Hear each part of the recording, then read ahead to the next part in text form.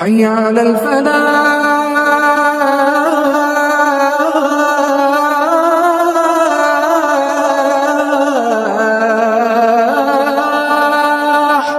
خلاصہ مضامین قرآن۔ ڈسکلیمر: یہ قرآن مجید کا رکوع کے حساب سے خلاصہ قرآن صرف اور صرف قرآن مجید کے آفاقی پیغام کو گھر گھر عام کرنے کے لیے بنایا گیا ہے۔ اگر اس میں کہیں کوئی غلطی اور کوتاہی رہ گئی ہو تو 0328374152 پر رابطہ کر کے آگاہ کریں۔ کسی بات کے غلط ہونے کے لیے اتنا ہی کافی ہے کہ اسے بغیر کسی تحقیق کے کسی اور تک پہنچا دی جائے، اس لیے پیش کی جانے والی مواد پر عمل اور یقین کرنے سے پہلے اس کی تحقیق ضرور کریں۔ شکریہ۔ دورہ خلاصہ مضامین قرآن، 14واں پارہ۔ اعوذ باللہ من الشیطان الرجیم، بسم اللہ الرحمن الرحیم۔ 14ویں پارے میں دو صورتیں ہیں مکمل، سورۃ الحجر اور سورۃ النحل۔ سورۃ الحجر جس کی کل 6 رکوع ہیں اور سورۃ النحل جس کے کل 16 رکوع ہیں، اور اس طرح یہ پارہ تقریباً 22 رکوع پر مشتمل ہے۔ سورۃ النحل موضوع ایمانیت کا مؤثر بیان۔ سورۃ النحل رکوع نمبر 1 آیات 1 تا 15 موضوع اللہ تبارک و تعالیٰ قرآن کو ہمیشہ محفوظ رکھے گا۔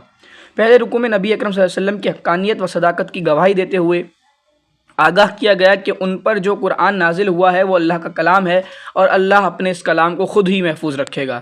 انا نحن نزلنا الذکر و انا لہ لحافظون، بے شک ہم نے ہی الذکر یعنی قرآن نازل کیا ہے اور ہم ہی اس کے محافظ ہیں۔ کوئی قیامت تک اس قرآن میں نہ تحریف کر سکتا ہے اور نہ ہی اس کے کسی حصے کو چھپا سکتا ہے۔ غیر مسلم بھی تسلیم کرتے ہیں کہ قرآن مجید اللہ تبارک و تعالیٰ کا کلام ہے اور وہ بالکل یعنی اس پہ یقین ہے کہ اللہ تبارک و تعالیٰ کا قرآن ہے، یعنی قرآن مجید جو ہے وہ بالکل محفوظ شکل میں ہے، اور اس کا متن وہی ہے جو نبی آخر الزمان صلی اللہ علیہ وسلم نے اپنے ساتھیوں کو سکھایا تھا۔ سورۃ الحجر رکوع نمبر 2 آیات 16 تا 25 موضوع نعمتوں کے بارے میں سوال ہوگا۔ دوسرے رکوع میں اللہ جل شانہ کی کئی نعمتوں کا ذکر ہے۔ اللہ تبارک و تعالیٰ نے آسمانوں پر ستارے بنائے جو آسمان کی زینت ہیں اور حفاظتی چوکیاں ہیں جہاں سے فرشتے ان سرکش شیطانوں کو مار بھگاتے ہیں جو اوپر جا کر کچھ غیب کی خبریں اچک لینے کی کوشش کرتے ہیں۔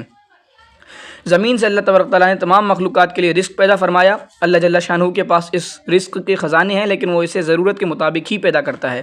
پانی جیسی نعمت کا اللہ نے ایک گردشی نظام بنایا جس سے ہم سارا سال تازہ پانی حاصل کرتے ہیں، ورنہ ہم خود اپنی ضرورت کے لیے سال بھر کا پانی جمع نہیں کر سکتے تھے۔ البتہ یہ ساری نعمتیں وقتی اور فانی ہیں۔ روز قیامت اللہ جل شانہ ہم سے سوال کرے گا، کیا تم نے نعمتوں کا شکر کیا یا نہیں؟ نعمتیں استعمال کر کے ہماری اطاعت کی یا نافرمانی کی؟ سورۃ الحجر رکوع نمبر 3 آیات 26 تا 44 موضوع عظمت انسانی کا سبب روح ربانی۔ تیسرے رکوع میں قصہ آدم و ابلیس بیان کیا گیا۔ یہ قصہ اس سے قبل سورۃ الاعراف اور سورۃ البقرہ میں بھی بیان ہو چکا ہے۔ اس رکوع میں اس قصے کا یہ امتیازی نقطہ بیان ہوا کہ انسان کی اصل عظمت روح ربانی کی وجہ سے ہے۔ اللہ تبارک و تعالیٰ نے فرشتوں کو حکم دیا کہ جب میں آدم علیہ السلام کو بنا سنوار لوں اور ان میں اپنی روح میں سے ڈال دوں تو تم سب ان کے سامنے سجدے میں گر جانا۔ گویا انسان محض ایک حیوان نہیں بلکہ اس کے خاکی وجود میں اللہ نے اپنی روح ڈال کر اسے اشرف المخلوقات بنا دیا ہے۔ ذوق کے تجلی بھی اس خاک میں پہنا، غافل تو نرا صاحب بے ادراک نہیں ہے۔ ڈارون کا یہ نظریہ باطل ہے کہ انسان حیوان ہی کی ایک ترقی یافتہ ریفائنڈ یا ایک ترقی یافتہ شکل ہے۔ سورۃ الحجر رکوع نمبر 4 آیات 45 تا 60 موضوع اللہ جل شانہ غفار بھی ہے اور قہار بھی۔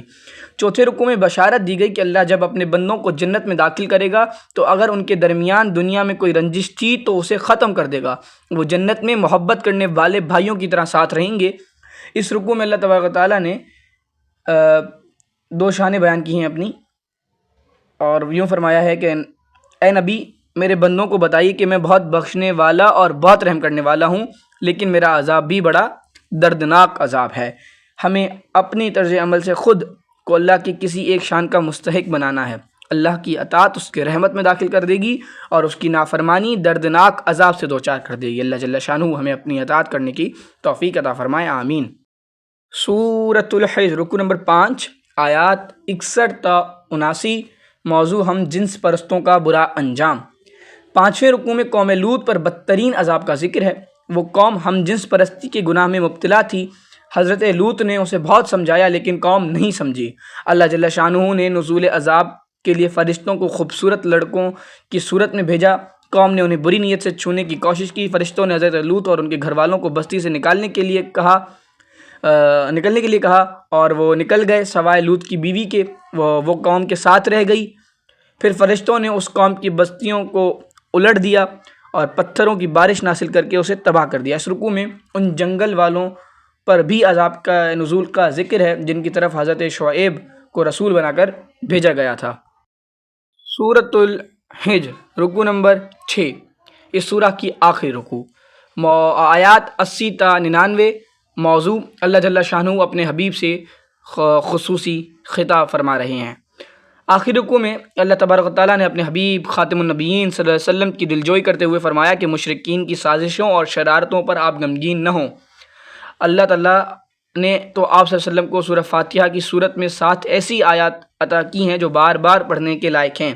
ان کی تلاوت سے سکون قلبی حاصل کیجیے، اپنے ساتھیوں پر شفقت و نرمی سے توجہ دیجیے، اپنے تبلیغ کا کام انفرادی سطح سے آگے بڑھا کر علل اعلان کیجیے۔ مشرکین کی پرواہ نہ کیجیے، ان سے ہم خود نمٹ لیں گے۔ اپنے رب کی بندگی زندگی کے آخری سانس تک کرتے رہیے۔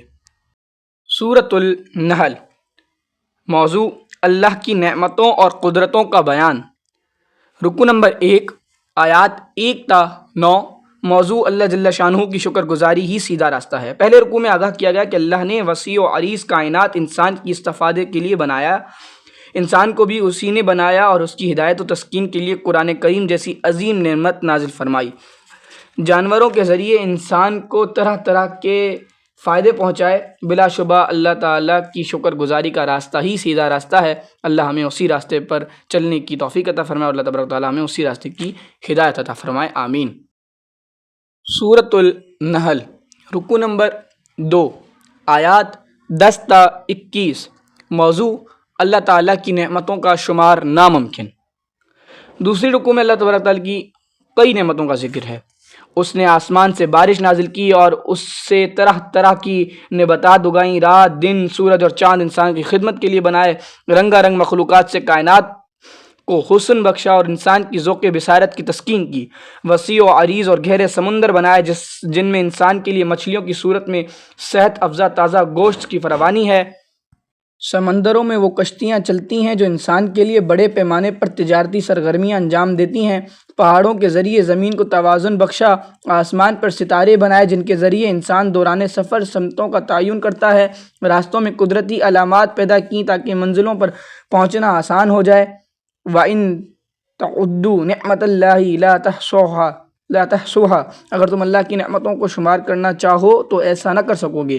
انسانوں کی کیسی ناشکری ہے کہ وہ ایسی ہستیوں کو اللہ کا شریک ٹھہراتے ہیں جو مر چکی ہیں اور یہ بھی نہیں جانتی کہ انہیں دوبارہ کب زندہ کیا جائے گا۔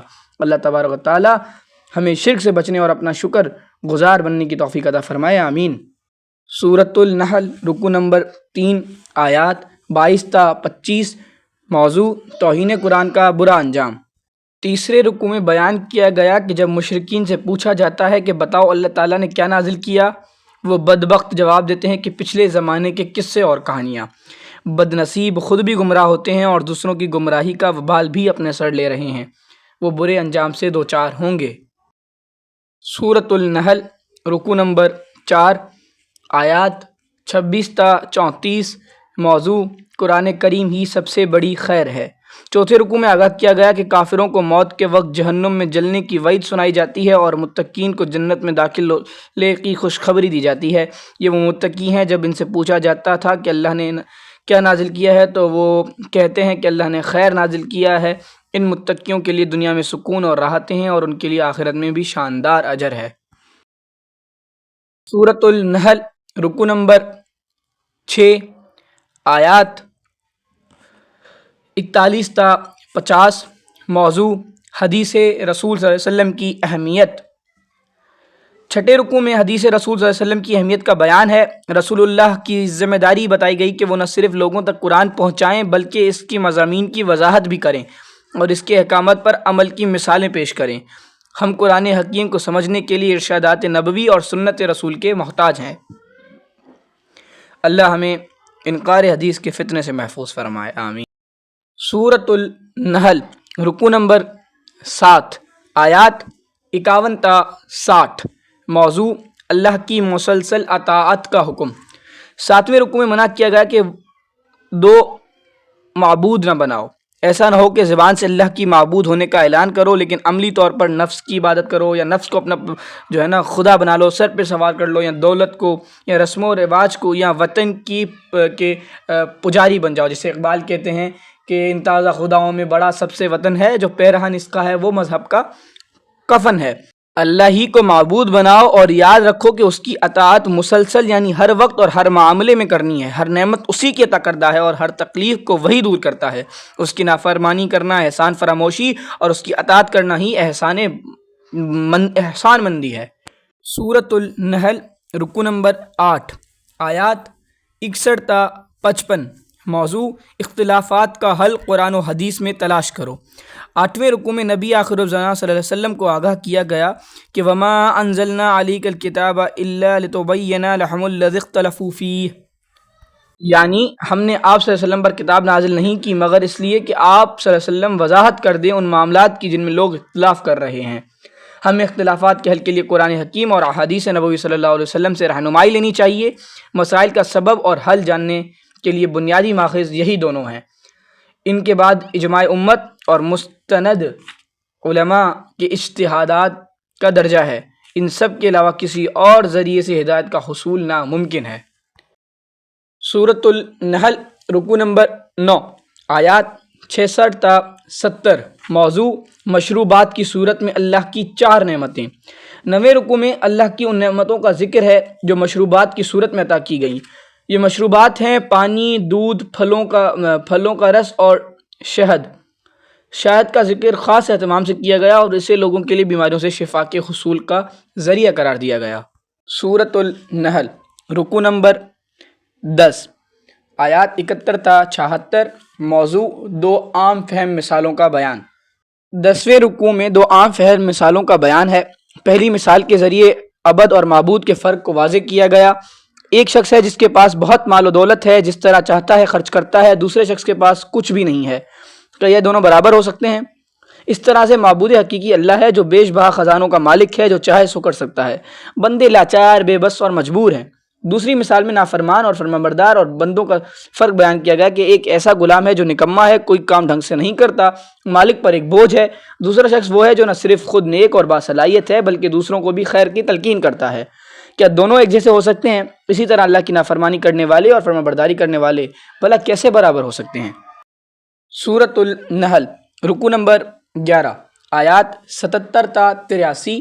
موضوع اللہ جل شانہ کی نعمتیں ہی نعمتیں۔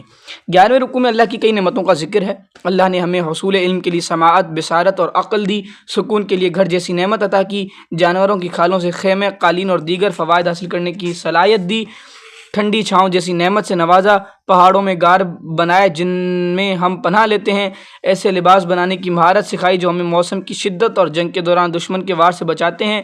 بلا شبہ اللہ نے ہم پر اپنی نعمتوں کی فراوانی کر دی ہے۔ سب سے بڑی نعمت ہدایت کی ہے جو رسولوں کے ذریعے عطا کی گئی۔ اگر ہم اس ہدایت سے فائدہ نہیں اٹھاتے تو رسولوں کے ذمہ صرف حق پہنچانا ہے، منوانا نہیں۔ اللہ ہمیں ہدایت کی راہ پر چلنے اور اپنا شکر گزار بندہ بننے کی توفیق عطا فرمائے۔ سورۃ النحل رکوع نمبر 12 آیات 84 تا 99۔ موضوع نبی اکرم خاتم النبیین صلی اللہ علیہ وسلم کی امت کے خلاف گواہی۔ 12ویں رکوع میں یہ نازک مضمون بیان ہوا کہ روز قیامت نبی اکرم کو امت کے خلاف گواہ کے طور پر لایا جائے گا۔ آپ صلی اللہ علیہ وسلم خاتم النبیین کے سامنے گواہی اللہ تبارک تعالیٰ کے سامنے گواہی دیں گے کہ میں نے امتیوں تک دین پہنچا دیا تھا، انہوں نے عمل کیا یا نہیں، اب وہ خود اس کے ذمہ دار ہیں۔ شرک کرنے والے اللہ جل شانہ سے کہیں گے کہ اے پروردگار، اے اللہ جل شانہ، یہ ہیں وہ بزرگان دین جن کو ہم نے آپ کے ساتھ شریک کیا تھا۔ بزرگان دین شرک کرنے والوں سے اعلان بیزاری کریں گے۔ اب شرک کرنے والوں کو ایسا عذاب دیا جائے گا جو مسلسل ہوگا اور اس میں کوئی کمی نہیں کی جائے گی۔ سورۃ النحل رکوع نمبر 13 آیات 90 تا 100۔ موضوع اللہ کی طرف سے اہم ہدایات۔ 13ویں رکوع میں چند اہم ہدایات کا بیان ہے۔ اللہ جل شانہ نے ہمیں عدل، احسان اور قرابت داروں سے حسن سلوک کا حکم دیا، بے حیائی، برائی اور زیادتی سے منع فرمایا، معاہدات کی پابندی کی تلقین کی، کسی گروہ سے معاہدہ کرنے کے بعد اس کے معاملات میں دخل اندازی سے روکا، ایسے لوگوں کو پرسکون روحانی زندگی کی بشارت دی جو پورے اخلاص سے نیکیاں کرتے ہیں۔ مزید فرمایا کہ جب بھی تم قرآن پڑھو گے تو شیطان تمہیں قرآن سے ہدایت لینے سے محروم کرنے کی کوشش کرے گا، لہٰذا قرآن پڑھتے ہوئے مردود شیطان کے حملوں سے اللہ کی پناہ طلب کیا کرو۔ اللہ تبارک و تعالیٰ ہمیں مردود شیطان کے شر سے محفوظ فرمائے اور قرآن مجید سے ہدایت حاصل کرنے میں کامیاب فرمائے اور ہمیں ہدایت کا رستہ دکھائے، آمین ثم آمین۔ سورۃ النحل، رکوع نمبر 14، آیات 101 تا 110۔ موضوع مردد کے لیے شدید عذاب کی وعید۔ 14ویں رکوع میں خبردار کیا گیا کہ جو لوگ ایمان لانے کے بعد مرتد ہو جائیں گے اللہ تبارک و تعالیٰ انہیں شدید عذاب دے گا۔ انہوں نے وقتی مفاد کی خاطر دنیا کو آخرت پر ترجیح دے دی اور دائمی خسارے کا سودا کر لیا۔ البتہ اگر کوئی جان کے خوف سے ظاہری طور پر کلمہ کفر کہہ دے تو اللہ معاف فرما دے گا۔ اللہ ہمیں ایمان پر استقامت عطا فرمائے، آمین۔ سورۃ النحل، رکوع نمبر 15، آیات 111 تا 119۔ موضوع ناشکری کی سزا۔ 15ویں رکوع میں آگاہ کیا گیا جو قوم اللہ جل شانہ کی نعمتوں کی ناشکری کرتی ہے تو اللہ جل شانہ اس پر بھوک اور خوف کا عذاب مسلط کر دیتا ہے۔ ایک طبقہ فکر و فاقے کی وجہ سے خودکشی کرنے پر مجبور ہو جاتا ہے اور دوسرے طبقے کی ہوس کی بھوک مٹتی ہی نہیں، وہ لوٹ کسوٹ کے سابقہ ریکارڈ توڑ دیتا ہے۔ اندرونی طور پر بد امنی اور لاقانونیت سے مال و جان کے خطرات لاحق ہو جاتے ہیں اور بیرونی طور پر دشمنوں کی سازشوں اور جارحیت کا بھی خوف مسلط ہو جاتا ہے۔ آج اہل پاکستان اپنی ناشکری اور دین سے بے وفائی کی پاداش میں بھوک اور خوف کے مذکورہ بالا عذاب سے دوچار ہیں۔ اللہ ہمیں انفرادی و اجتماعی سطح پر سچی توبہ کرنے کی توفیق عطا فرمائے، آمین۔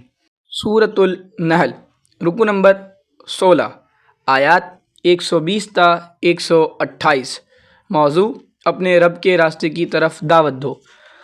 آخری رکوع میں حضرت ابراہیم کی تحسین کی گئی کہ وہ اللہ جل شانہ کے فرما بردار اور شکر گزار بندے تھے۔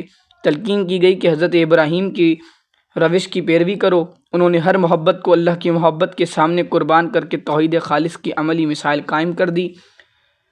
اور وہ اقبال کا حضرت ابراہیم پر شعر بھی ہے کہ بے قدر کود پڑا آتش نمرود میں عشق، بے خطر کود پڑا آتش نمرود میں عشق، عقل تھی محو تماشائے درے بام ابی۔ اس رکوع میں ہدایت بھی دی گئی کہ ادعو الی سبیل ربک بالحکمت والموعظۃ الحسنۃ وجادلہم باللتی ہی احسن، جس کا ترجمہ ہے یعنی جس کا مفہوم یہ ہے کہ اپنے رب کے راستے کی طرف دعوت دو دلائل کے ساتھ معاشرے کے ذہین افراد کو، درد بھرے وعظ کے ساتھ عوام الناس کو، اور بحث کرو فتنے اٹھانے والوں کے ساتھ بڑی شائستگی سے۔ اللہ ہمیں قرآن کے ذریعے دعوت دین کی ذمہ داری ادا کرنے کی توفیق عطا فرمائے، کیونکہ قرآن میں دلائل بھی ہیں، بڑا عمدہ وعظ بھی ہے اور تمام فتنوں کا رد بھی ہے۔ آخر میں نبی اکرم صلی اللہ علیہ وسلم کو مخالفین کی ایذا رسانیوں پر صبر کرنے کی تلقین کی گئی، بشارت دی گئی کہ اللہ جل شانہ کی رحمت اور نصرت متقی اور نیک لوگوں کے ساتھ ہے۔